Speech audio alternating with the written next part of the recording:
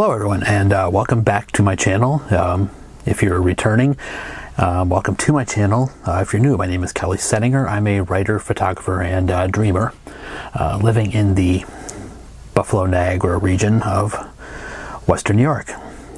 And I could demonstrate that I live in the Buffalo, Niagara region by showing you the lake effect snow that just dumped on us overnight outside.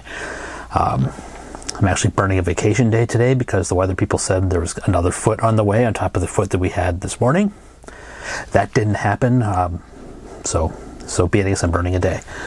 Lake effect snow is notoriously unpredictable. We're not talking about snow today. We're talking about reading.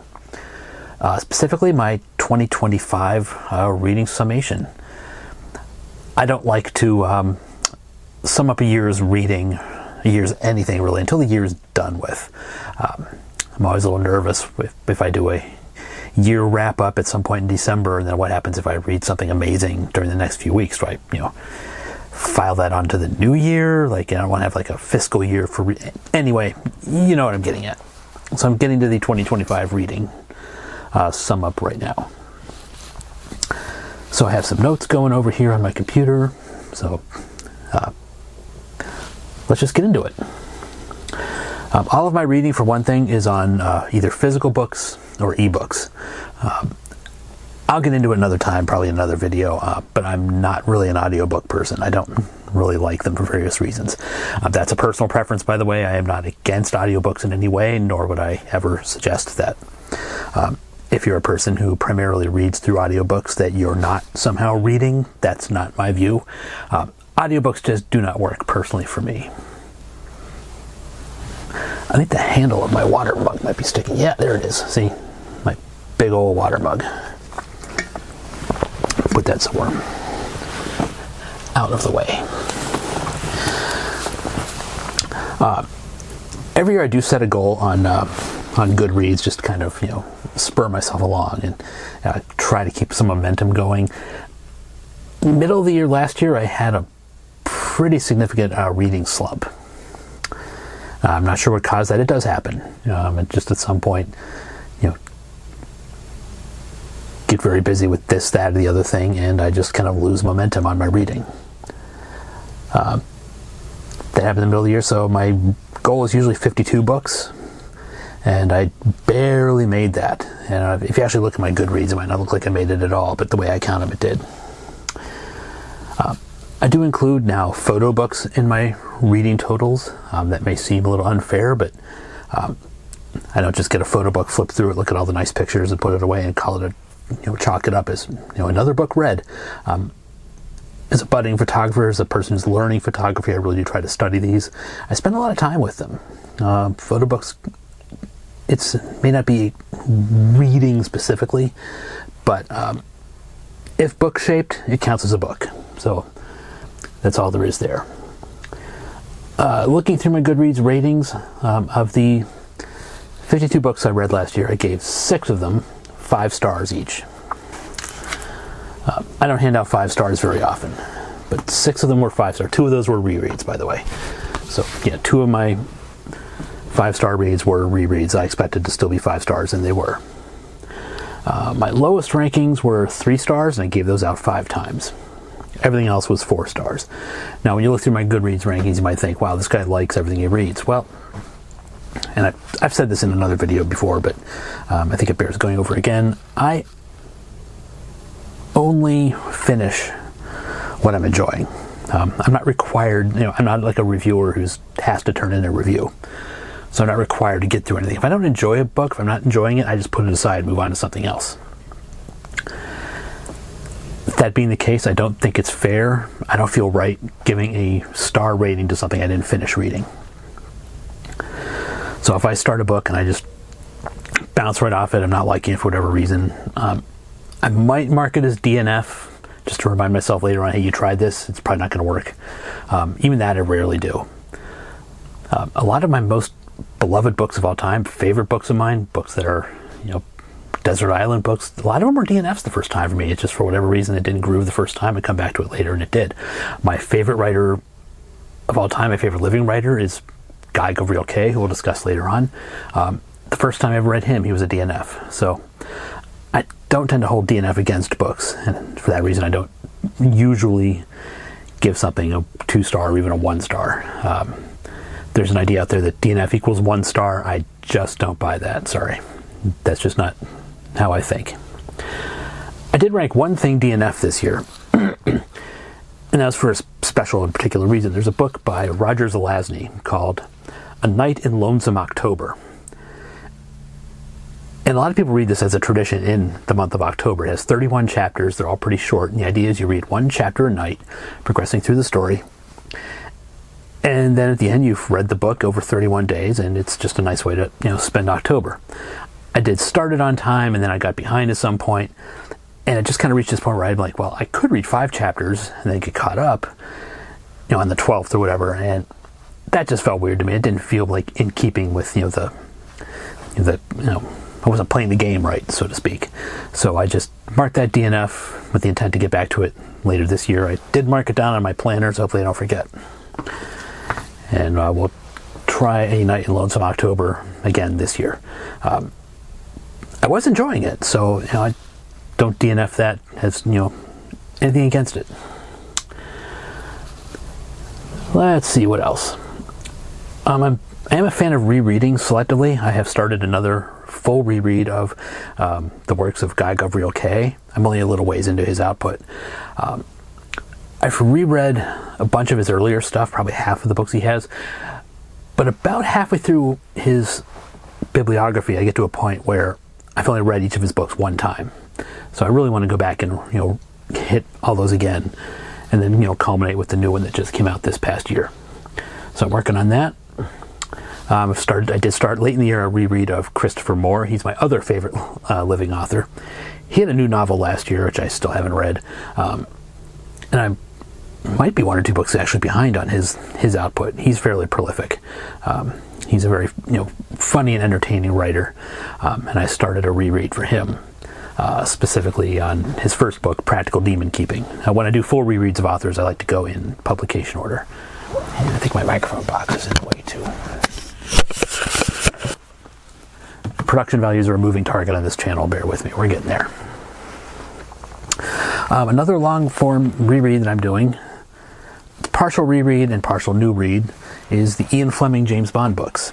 I read about half of them when I was a kid many, many years ago. And for various reasons, I wanted to finish that series off, so I went back and started again with Casino Royale. I think that was a 2024 read. And then I continued into this year. The Fleming books, they are very dated. There's a lot of stylistic stuff that would not fly today. The novel of Live and Let Die, takes place partly in Harlem, and Fleming was unfortunately fairly racist, and he writes with the black characters as if basically they're all in one mindset. They all think the same, and they all speak the same, and he writes it in this really horrible dialect that's A, hard to read, and B, it's really racist, so that's hard to do. But Fleming, there's a thing called the Fleming sweep, which is this kind of propulsive energy that you could find in the best Ian Fleming books, and it's a real thing. The book Dr. No is really good. I enjoyed that one immensely, and it's really propulsive. It just kind of picks up and keeps me going. Same thing with the book Thunderball.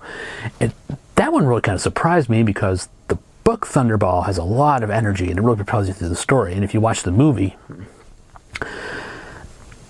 propulsive energy is not a quality anyone I think would reasonably ascribe to that movie. The movie Thunderball has enormous pacing issues. I might make videos talking about the Bond movies someday. Another one I really enjoyed was The Spy Who Loved Me. I believe Fleming may have actually made it part of the deal when he sold film rights to the books years ago. That when they made The Spy Who Loved Me, all they could use was the title. It's really an experimental book on his part. He writes it from the viewpoint of the Bond girl. I don't like that term, but it's kind of where we've landed. She has a a problematic life. She ends up, in hock to a bunch of mobsters and whatnot, and she's running a hotel that the mobsters are leaning on her for. And one night James Bond checks in, and adventurous hijinks ensue. So that's a good book. I really kind of enjoyed it just from the experimental aspect. Wouldn't mind seeing it moving forward. The James Bond film series, maybe try something like that. We can come back to James Bond some other time. So, favorite books of the year. New books that I read, new books to me, or new books in general. First of all, my favorite living writer, Gavriel Kay. He came out with Written on the Dark, which is, I don't know which novel of his this is. He's really reliable. About every 3 years he has a new novel. So 2025, the next one will probably be 2028. If you're unfamiliar with Mr. Kay, he writes historical fantasy. It's fantasy that's set almost in our historical world. Most of the books take place in historical Europe, and they take inspiration from real historic events that you'll recognize when you read them. But he kind of pivots them, turns them on their side a little bit, and examines the way these events might have affected people living in that time. And sometimes he even changes the outcomes just slightly. Written in the Dark takes place late medieval France. He doesn't call it France, but that's where it would be in our world. Right around the time of the Battle of Agincourt, right around the time of Joan of Arc, and he kind of examines themes pertaining to that set of historical events. And it's from the viewpoint of a renowned poet, a renowned tavern poet, who finds himself embroiled in matters of statecraft that are way above him. That's a common theme in Gavriel Kay's work. Normal people, artist types, who find themselves embroiled in the things that kings and princes are worrying about. This book is surprisingly brief. It's the shortest novel of Kay's by far so far. This one weighs in just about 300 pages. Usually his books come out around about 500. So this is a very short read. If you're looking for an introduction to what Gavriel Kay is all about, this is actually a pretty good one. It's a pretty solid idea of his approach. I did find the ending a little abrupt, but I'm hardwired to love his writing, and I love this one. Another memorable novel I read, I wouldn't have picked this up if not for the recommendation of a blogger named Sheila O'Malley, whose judgment I value extremely highly. And there's a piece of advice for you, by the way. Find someone whose literary taste you trust implicitly and listen to them when they tell you a book's good. They'll never let you wrong, even if they're reading stuff that's not usually the kind of genres to which you gravitate to. Sheila O'Malley's not, to my experience, a fantasy science fiction reader.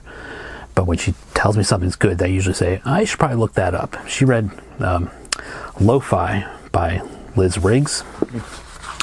And this is, it's a novel about a woman named Allison Hunter, who is an employee and kind of groupie at a music bar in Nashville. And her musical life is in here. She's a singer-songwriter. If I remember, it's been a while since I read this. She has, relationship, troubles that come and go, and just, her whole existence as an artist, as a musician, also as a young person. But the sense of place in this book is really amazing. You can kind of feel the sweat and the vibe of this, bar, tavern, venue that she's working in. And this was just tremendously enjoyable. So I'm really glad I read this. I'll probably reread it someday.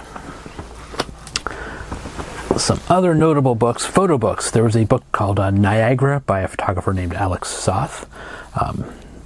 And The Art of Reading by Lawrence Schwartzwald.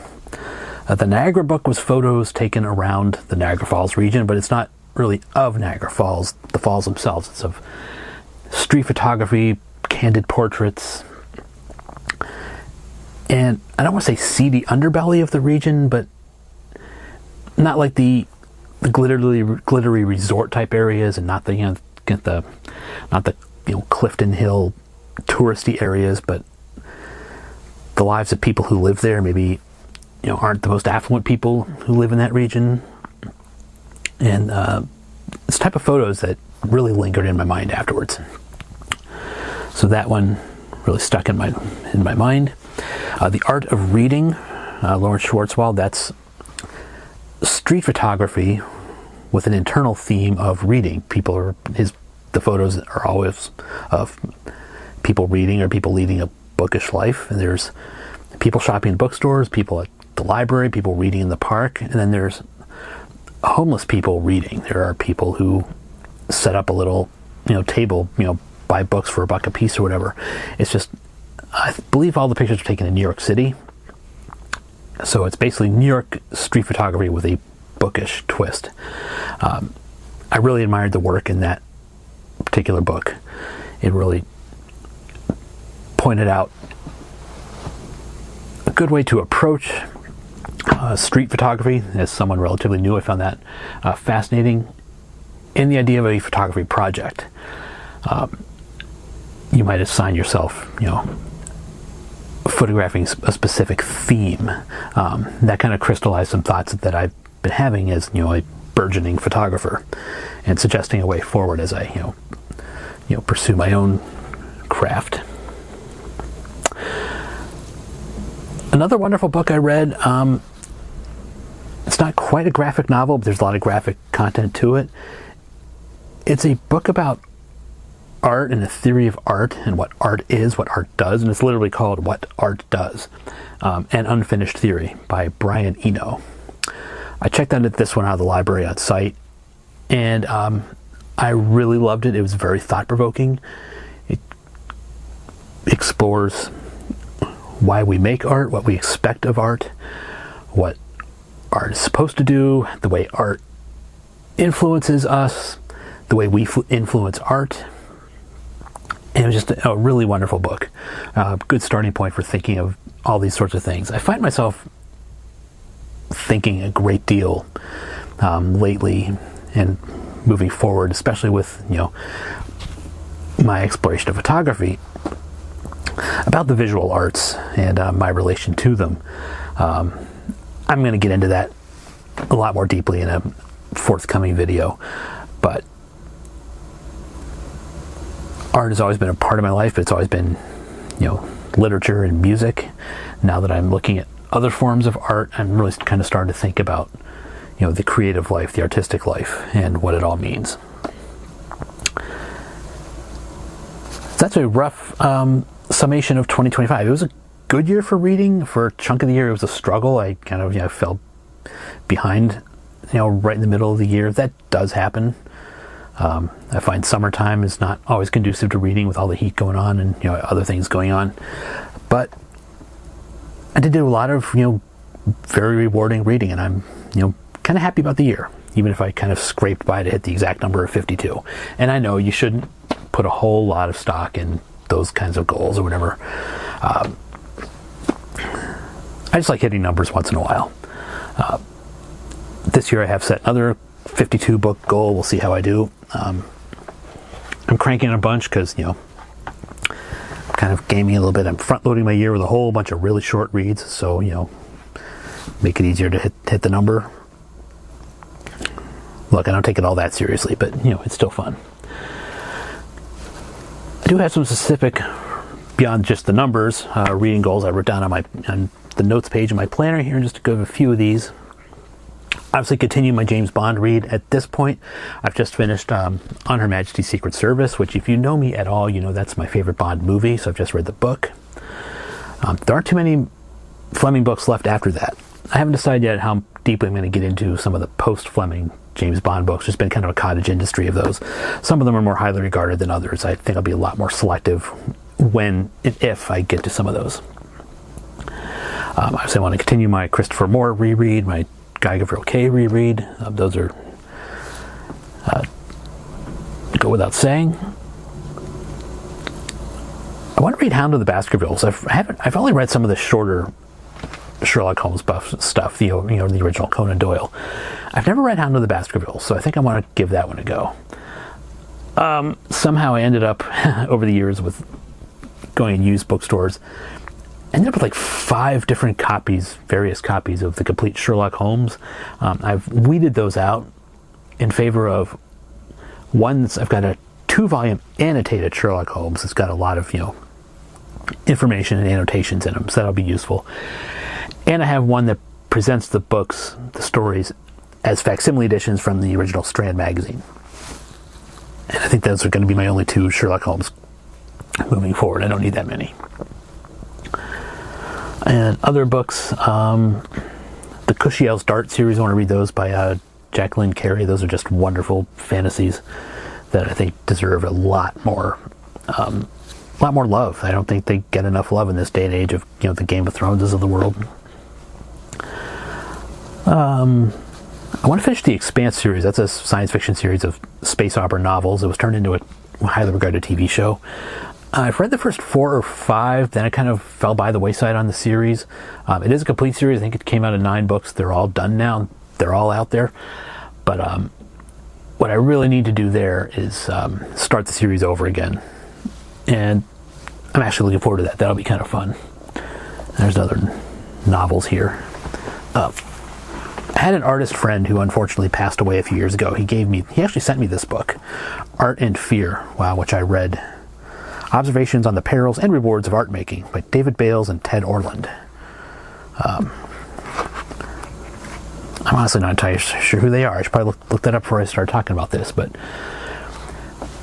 these are questions that matter, questions that recur at each stage of artistic development. What is your art really about? Where's it going? What stands in the way of getting it there?